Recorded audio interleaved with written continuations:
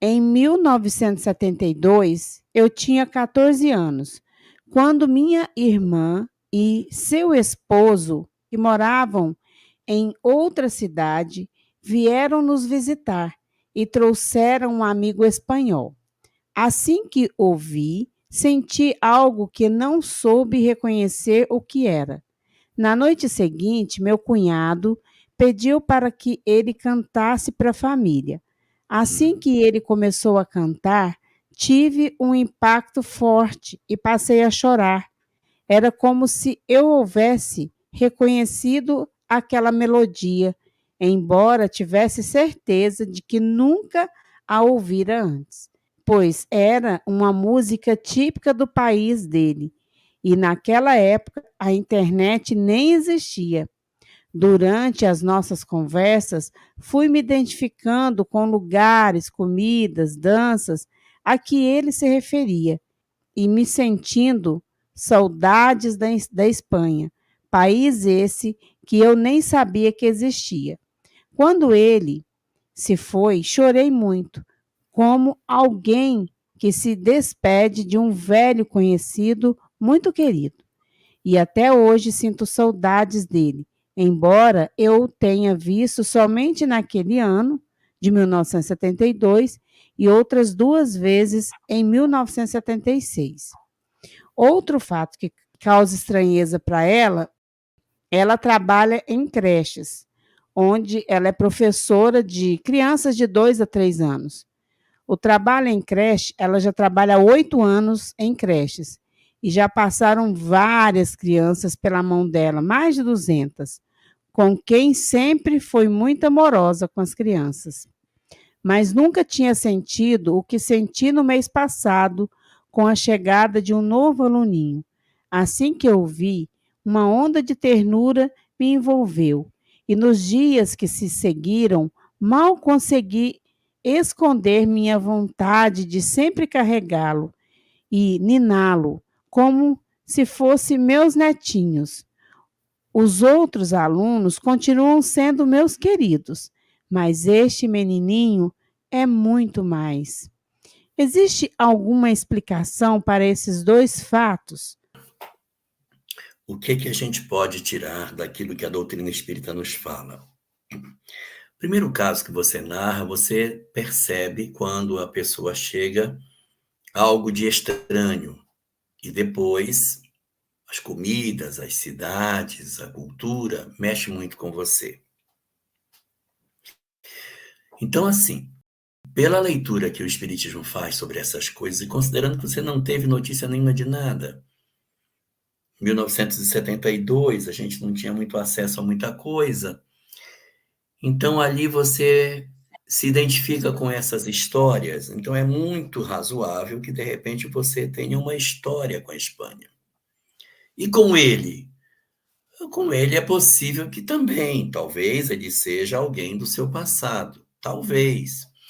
Mas talvez o fato de lhe trazer a fala como espanhol, os costumes espanhóis, evoca a lembrança que não seja necessariamente ele, mas aquele estilo de vida, aquele estilo de comida, aquela forma de falar, o hálito espiritual que a pessoa traz. Então,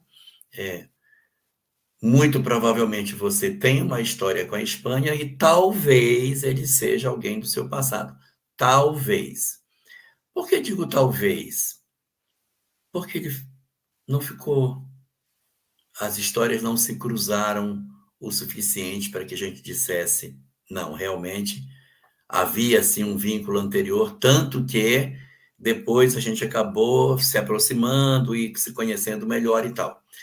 Então, talvez ele traga a história da Espanha, você tem uma história na Espanha, aquilo lhe conecta sem que seja a pessoa em si, mas sim a cultura. No segundo caso que você fala da criança, existem duas hipóteses. A primeira é que, sim, o menino seja alguém que lhe seja caro, alguém de uma outra encarnação e que agora está junto de você, despertando os sentimentos de afeto que você bem percebe. Mas pode ser uma coisa diferente. O que pode ser?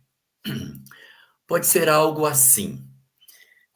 Ele, na verdade, lembra um filho, lembra pelo jeitinho dele, pelo rosto, pela maneira de se comportar, lembra alguém que você ama muito. E aí você, num processo de transferência, está levando essa imagem da pessoa que você ama para o garoto. Um fenômeno de transferência. Isso acontece muito com o artista. A pessoa, por exemplo, quando jovem, teve alguém que maltratava muito e que parece com um determinado cantor ou uma cantora. Nossa, eu não suporto ouvir ela cantar, não suporto. Por quê? Porque eu tenho a imagem, lembra da pessoa que da minha infância me maltratava. Então, quando eu olho para aquela pessoa que não tem a ver com a reencarnação, mas é uma transferência, eu acabo tendo antipatia por ela, ou simpatia. Então, aí tem duas hipóteses. Pode ser uma questão reencarnatória ou pode ser uma questão de transferência.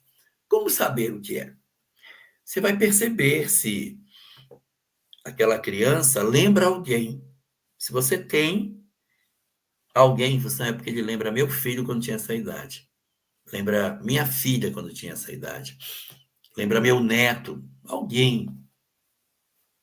E aí você vai dizer, é um fenômeno de transferência. Mas se isso é uma coisa que acontece sem que você consiga fazer paralelos na sua vida, então nos remete à ideia de que possa sim ser um caso de reencarnação, de aproximar. Mas a gente não deve, por conta disso, achar que pelo fato de nós termos encontrado alguém que nos sugere que seja do passado, obrigar a nossa história a estar com ele. Porque, de repente, a gente está hoje para ver história diferente.